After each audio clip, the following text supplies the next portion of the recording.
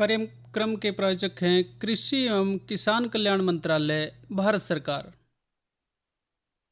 हर जोखिम से निकल कर फसल आए, सुरक्षित हो जाए। फसल बीमा से हर किसान अब आत्मनिर्भर हो जाए।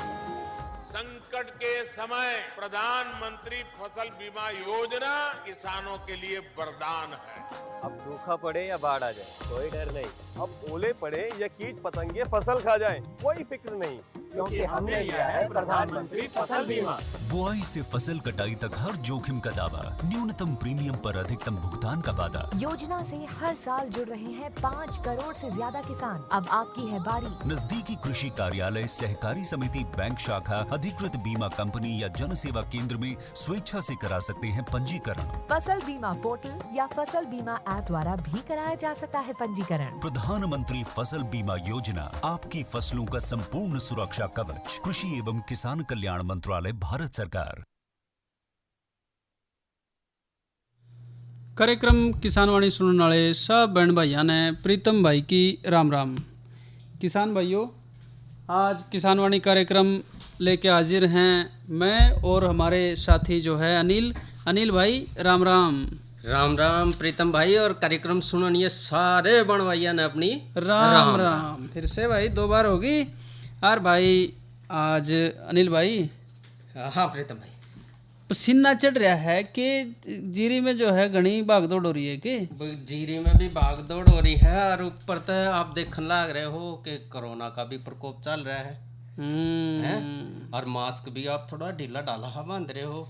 नहीं, मास्क तो करड़ा है देखो, क्योंकि अब हमने मेरा पाट गया भैया, जो दूसरी आई थी हाँ तीसरी भी आ सके है। बिल्कुल, ये अब हमारी गलती थी आई, बिल्कुल हमने ढील खींच दी थी पूरी है, तो ये भी गलती नहीं करेंगे।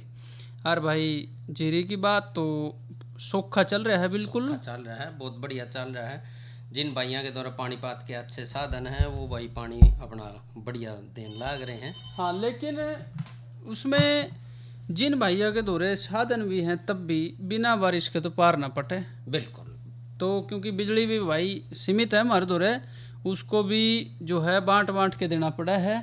और बात बनेगी बारिश से, जो संभावना है कि 2-3 दिन बाद कहीं ना कहीं नजर आ रही है। बिल्कुल जी, तो आज का कार्यक्रम की शुरुआत करें तो आज भाई पहली जो चर्चा हम लेकर आए हैं, सीधी बिजाई वाली जो धान है उसमें खरपतवार नियंत्रण। जी, उसमें जो है सीधी बिजाई का मामला ये भी है भाई कि पानी का भी मामला है।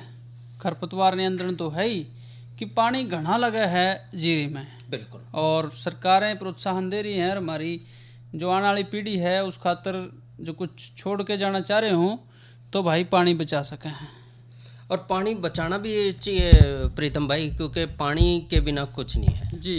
क्योंकि पानी अगर हम जाया कर देंगे, वेस्ट कर देंगे, समाप्त कर देंगे, तो आने वाली पीढ़ी जो है उनके लिए हम कुछ भी नहीं छोड़ कर जाओ। अच्छा, जो पानी वाले मिलावे हैं उसमें भाई श्रमिक भी करने चाहिए, मजदूर और एक के दम लगा है सारे एरिया में, वो ढूंढने औखे हो जाए हैं। मुश्किल काम है। बिल्कुल, इसलिए जो कद्दू करने वाला तरीका है उसकी बजाय अगर हम सीधी बिजाई करें, यानी कि रुपाई के लिए पौध तैयार करने के लिए नर्सरी में भी पानी की अतिरिक्त खपत है। बिल्कुल, श्रमिकों की कमी है, मजदूरी महंगी है, ठीक है, लागत बढ़ रही है, और भाई ट्यूबवेल जो है उनकी भी दिक्कत है, सिंचाई की भी दिक्कत है, चौवा नीचे जा लिया भाई, यह भी बात है।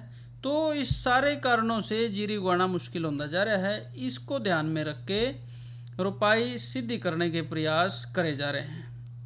धान की सीधी बिजाई रुपाई विधि का बड़ा बढ़िया विकल्प है। इससे न केवल रुपाई में लगने वाली मजदूरी बचे है भाई, खर्चा भी कम है, कद्दू भी नहीं करना पड़ता, नर्सरी की भी जरूरत नहीं पड़ती। और एक बात और है प्रीतम भाई कि जो सीधी बिजाई है ना, सीधी बिजाई में फसल और खरपतवारों के जो पौधे जो है एक साथ जमते और उगते हैं, जिससे खरपतवारों के जो पौधों को बढ़ने का मौका जो है वो बेहतर मिलता है। और समय पे सीधी बिजाई करके धान की हम ज़्यादा से ज़्यादा उपज ले सकें। यह तो बिल्कुल सही बात बताई आपने। और सीधी बिजाई में एक साथ ये जमने वाली बात भी आ गई, लेकिन खरपतवार नियंत्रण में बड़ी सावधानी बरतने की जरूरत है। बिल्कुल। उसमें खरपतवार नाशक जो भी भाई इस्तेमाल करें वो सही ढंग से करने जरूरी हैं, ताकि उन पे नियंत्रण सुनिश्चित कराया जा सके। मुख्य तौर पे इसमें संकरी पत्ती वाले खरपतवार जो करसामक है, मोथा है, डिल्ला है ना, ये हैं भाई, या लेप्टोक्लोवा, मकड़ा, चौड़ी पत्ती वाले खरपतवार जैसे सांठी है, कैमोलिना है, ये उगते हैं। अलग अलग इनके नियंत्रण करने के उपाय हैं और उनको अलग अलग तरीके से फिर नियंत्रण करना है। और प्रीतम भाई जी, जो हमारा हम जो दवाइयों का इस्तेमाल कर रहे हैं, जो जिसमें हम कहते हैं शाकनाशक, उनका नियंत्रण, यानी कि धान की सीधी बिजाई में 2 विधियों से करने की जो सिफारिश है वो कृषि वैज्ञानिक कर रहे हैं। एक तो 72 अवस्था में बिजाई, और दूसरी जो अवस्था है वो है सूखी अवस्था, यानी कि सूखे खेत में बिजाई के बाद जो है पानी लगाना, उसने हम सूखी अवस्था कह दें। तो उसमें बिजाई करना, तो दोनों तरीकों से करी गई जो बिजाई है उसमें जो हमारे चौड़ी पत्ती वाले जो खरपतवार है उनका प्रयोग जो है हमने 2 बार, यानी कि पहला जमाव से पहले और दूसरा जो है जमाव के बाद करना बहुत ज़रूरी है। और जैसा कि 72 अवस्था में जब बीजी गई फसल है, जिसने पैडीमेथिलीन कहते हैं, स्टाम्प भी कहते हैं, 30 cc की ताकत वाली है, उसको हमने 1.3 लीटर प्रति एकड़ के हिसाब से 200 लीटर पानी मिला के बिजाई के तुरंत बाद जो है वो छिड़काव करना जी। और जो सूखी अवस्था है उसमें जो है बीजी गई फसल में जो है ऑक्सी टॉप स्टार जो 80% घुलनशील पाउडर है, 50 ग्राम प्रति एकड़ के दर से हमने 200 लीटर पानी मिला के बिजाई के 1 से 3 दिन के बिचाले में जो है वो छिड़काव करना। 1 से 3 दिन के बिचाले में 200 लीटर पानी और दवाई बताई ऑक्सा डायरजिल जी। तो भाई इसके अलावा भी भाई इस्तेमाल कर सके हैं खरपतवार नाशक, यदि चौड़ी पत्ती वाले हैं या मुत्था है। इसके लिए भाई इथोक्लिक्ससल्फ्यूरान ये एक दवाई है और 50 ग्राम प्रति एकड़ इसको ले सकते हैं, या मेटसल्फ्यूरान और क्लोरीम्यूरान ये दवाई आती है, एलमिक्स के नाम से भी आती है, 20 WP, इनको 8 ग्राम प्रति एकड़, या फिर भाई 2,4-D 38 cc ताकत की 500 ग्राम प्रति एकड़ की दर से बिजाई के 20 से 25 दिन के बाद, 20-25 दिन जब हो जाए उसके बाद ये दवाई इस्तेमाल कर सके हैं धान में खरपतवार नियंत्रण के जी। और प्रीतम भाई, क्योंकि देखो दवाई जो है बाजार में एक से एक है, बढ़िया ले लो जी, या बढ़िया ले लो, या ले लो, या ले लो, लेकिन सिफारिश ये करी जा है कि जो भी आप दवाई का इस्तेमाल करें वो कृषि वैज्ञानिकों की सलाह के अनुसार ही करें जी। तो इससे आपको फ़ायदा भी होगा और जो पैसा है वो भी जाया नहीं होगा, क्योंकि जितना भी दुकानदार बोलेगा उतने रेट पर हमने वो दवाई लेनी पड़ेगी। अच्छी कंपनी के लिए भाई, और मात्रा भी वही रखें जो बताई गई है, लेकिन भाई निराई गुड़ाई भी बन सके है बात अगर करना चाहें भाई, तो उसके लिए भी सीधी बिजाई वाले जो हमारे खेत हैं 25 से 30 दिन के बाद जो धान निराई यंत्र आ रहा है या हाथ ते भी कर सके हैं भाई निराई गुड़ाई, वो भी कर दी जाए तो खरपतवारों का नियंत्रण उससे भी हो सके है। और इसमें एक और बात है प्रीतम भाई, गर्मी के दिन इतने हैं, इसमें गर्मी इतनी ज़्यादा पड़ रही है इन दिनों में, और खेत की जुताई करके धूप लगाना वो भी ठीक रहे।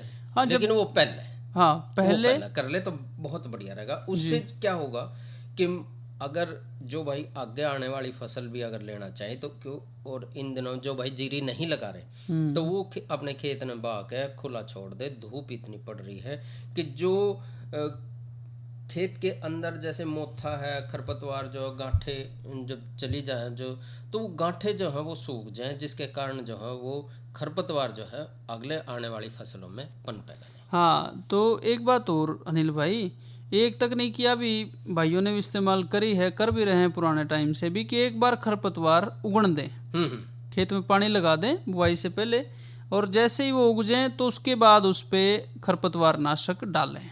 जैसे राउंड अप आती है जी, 1.0% का घोल, या सरफेक्टेंट या ग्रामोक्सोन आती है ना, इनमें से इसका घोल डालें और उसको नष्ट कर दें। इससे क्या है कि जब हम फसल बिजाई करेंगे तो वो खरपतवार कम उगेंगे। और प्रीतम भाई सावधानी हमने एक और बरतनी चाहिए, जब भी हम खरपतवार नाशकों का छिड़काव कर रहे हैं तो फ्लैट फैन नोजल का ही हमने इस्तेमाल करना है जी। और जो खरपतवार नाशक का प्रयोग जब हम कर रहे हैं तो वो सही मात्रा में, सही टाइम पे, सही पानी लेके और हम कर सकें, और इसमें देरी जो है वो हमारे लिए भारी पड़ ना ना बिल्कुल नहीं करते, कई आदमी तो जल्दी करते हैं हमारे भाई। बिल्कुल। हाँ तो भाई सही टाइम किस चीज़ का हो रहा है?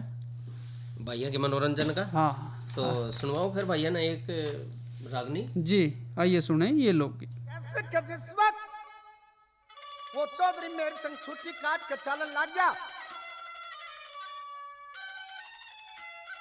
तो उसकी बहु प्रेमवती ने बोली वर्गे ले चलूंगी। नौकर नगर बावड़ी के काट डगी, उड़ा बॉर्डर पर चाल के मेरे साथ बड़ी दुखी हो जाएगी। निवलियो बात सुन ले, इस कुंबे जितना दुख उड़ा बॉर्डर पर मना नहीं होगा। अरे सारे कुंबे ने मेरे नाक में दम कर रखा है, मैं बहुत तंग होली। और किस तरह से एक बात के द्वारा कुंबे की शिकायत करती है चौधरी मेरे सिंह के सामने, और क्या क्या कहती है वो प्रेमवती, क्या बता बोला।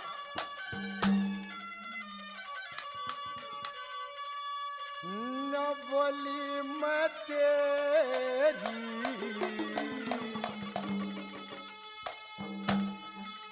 गले चलूंगी ओ,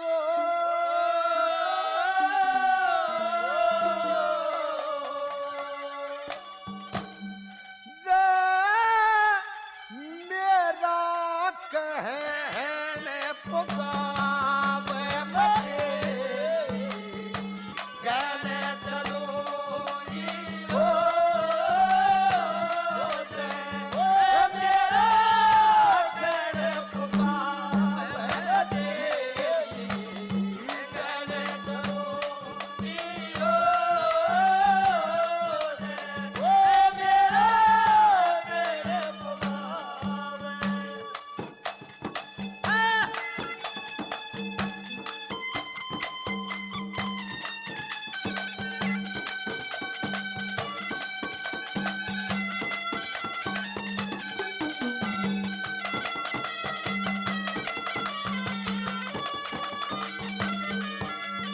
धक्के गाल चलूंगी मेरे पिया, वो करती समाई कोया मेरे कैसी इस दुनिया में दुखिया वो लुगाई कोया। मन मोड़ बांध के ब्याह के लाया करा की तटे लाई कोया, मोड़ बांध के ब्याह के लाया करा की तटे लाई कोया।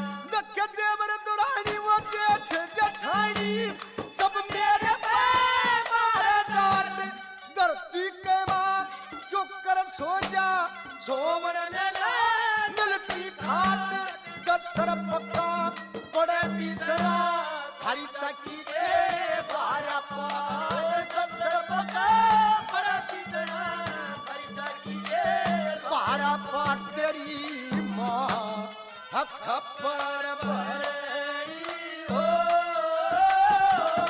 मन आती रात जगावे वो तेरी मैंने चलूंगी ओ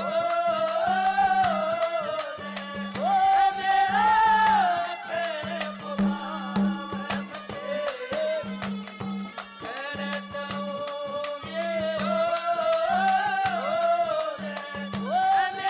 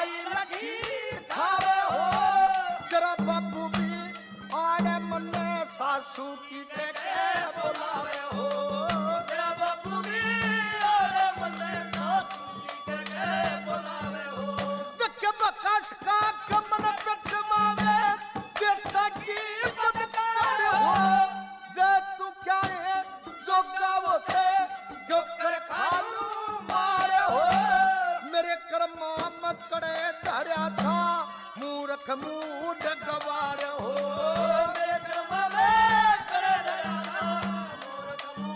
गवार हो जिसे न मिल जायो मूड पति वहाँ जीवते जी मर जावे बड़े करे चलोगे हो तेरा करे पुकावे बड़े करे चलोगे हो तेरा करे पुकावे।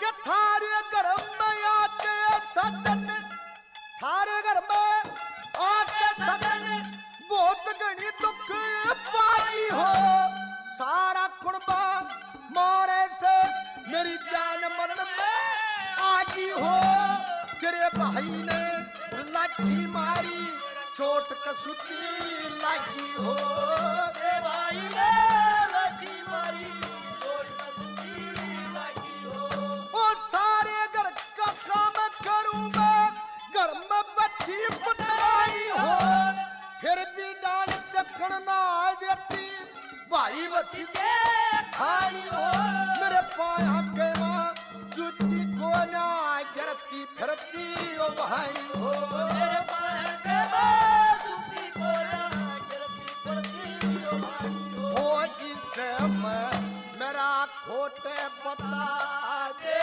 हो जो मट्टी मेरी पेटवा में लगे करे चलोगी हो मेरा करे पुकावे बड़े करे चलोगी हो मेरा करे पुकावे। मैं तेरी गैल चलूंगी। और भाई गान वाले थे रणबीर सिंह और साथी। ये लोकगीत आपने सुना। आप सुनते ही ये संदेश। कोरोना वायरस के खतरे से बचते हुए फसल की कटाई, बिक्री, खरीद, नई फसल की जुताई और बुआई सुरक्षित हो सकती है अगर हम लगातार हाथों को साबुन और साफ पानी से नियमित अंतराल पर धोते रहें। नाक, मुंह को मास्क, गमछे या कपड़े से ढक कर रखें। आंख, कान, नाक, मुंह न छुएं। आपस में 2 गज की दूरी बनाए रखें। मास्क और 2 गज की दूरी के मंत्र को अभी हमें छोड़ना नहीं है। फसलों की बुवाई एवं कटाई करते समय आपस में कम से कम 2 गज की दूरी बनाए रखें। फसल की कटाई करने के बाद छोटे छोटे ढेरों में इकट्ठा करें। कृषि के औजारों की समय समय पर सफाई करें। एक दूसरे के साथ औजारों की अदला बदली न करें। श्रमिकों के शौचालयों और हाथ धोने की जगह की ठीक से सफाई जरूरी है। बुआई, कटाई एवं मड़ाई के दौरान इस बात का ध्यान रखें कि इन स्थानों के आसपास कोई थूके नहीं।